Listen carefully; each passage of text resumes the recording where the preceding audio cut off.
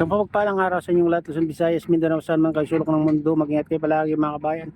Dito na naman tayo sa Manila Bay Rail Reclamation Project upang mag-update mga kabayan. Dito tayo sa kabilang dulo.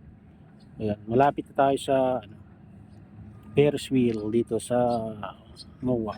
Ayan. Ayan guys. Ayan yung dulo. Kapondo tayo sa kabilang dulo naman mga kabayan. Dito naman tayo upang mag-update. May ginagawa sila dito eh. Atong hindi ko alam kung ano itong nilalagay nila dito, plastic ba o semento. Hindi natin na alam mga kabayan. Ito, naglalagay sila dyan.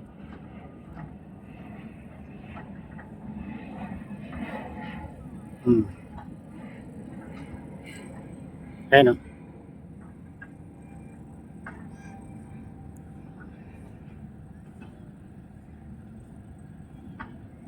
Para siguro hindi bumaba yung buhangin mga kabayan.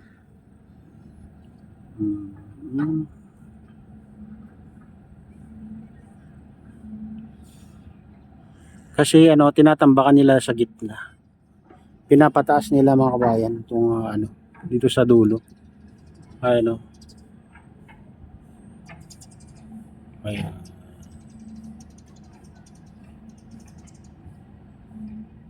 Mababa kasi dyan banda mga kabayan. Pero sa pinakadulo naman talaga yung mataas na. Diyan sa sa mga crane ay medyo mababa pa.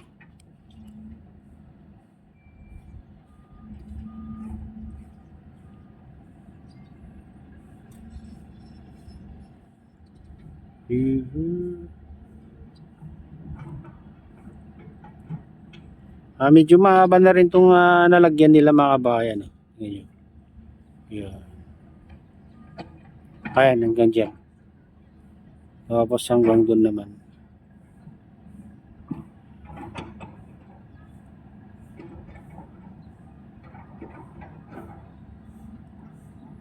Ayan. Para siguro hindi gumuho yung gilid ng buhangin mga kabayan.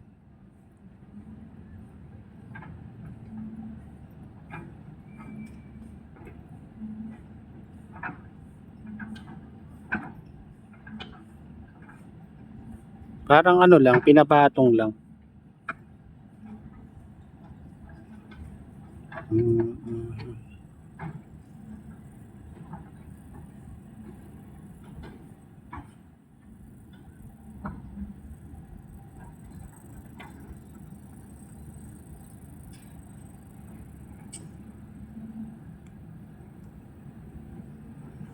Siguro pag natapos ito mga kabayan, parang dito rin sa SM yan mga kabayan. Mas lalo gaganda pag natapos yan. Pero siguro matagal-tagal pa mga kabayan. Kasi sabi nila 10 years sila magtatambak.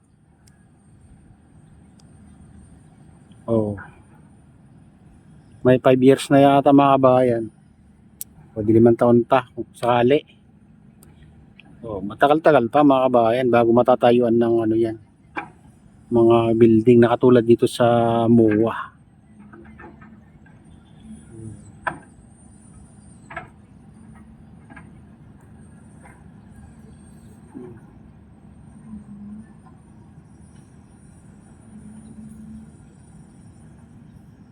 Siguro pag natapos yan mga kabayan, siguradong dadayuin ng mga yan, turista. Napakalawak yan mga kabayan, no? Doon lang sa pinakamalaking island, doon sa tabi ng likod ng CCP mga kabayan. 360 hectares daw yan mga kabayan. Ang lawak nun. Sa kanlawak na yun talaga yung natambakan doon.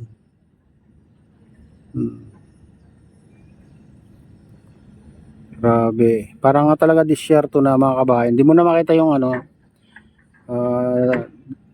tubig dagat sa kabila. Oh. Kahit dito mga bayan, hindi mo na makita kung dito ka lang sa ano, Seawall ng SM Mall of Asia. Makikita mo lahat yan pag nandun ka sa ano mga kabayan, sa Sky Garden, sa taas ng SM Mall of Asia. Oo, sa rooftop. Makikita mo lahat yan, yung kung gano'n nakalawak itong reclamation. Pero pag dito lang ka sa ano, Seawall ng MOA mga kabayan, hindi mo talaga matatanaw yung tubig dagat sa kabila. Mas lalo laging mapag. Oo. Mas lalo ngayon ang pag ng paligid. Oh. Yeah.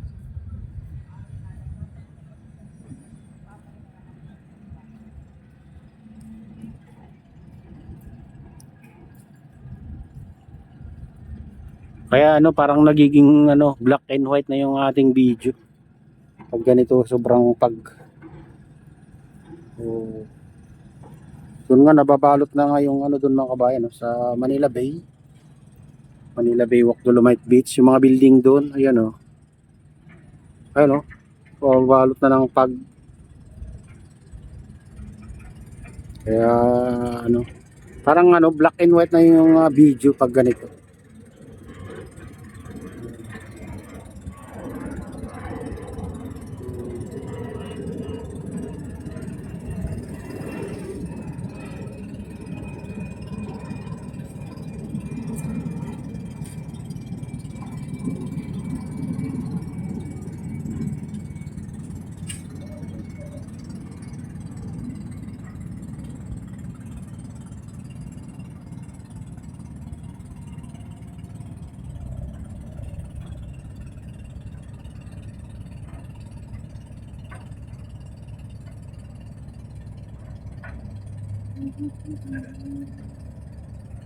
Ayan mga kabayan, ito na yung latest update dito sa Manila Bay Walk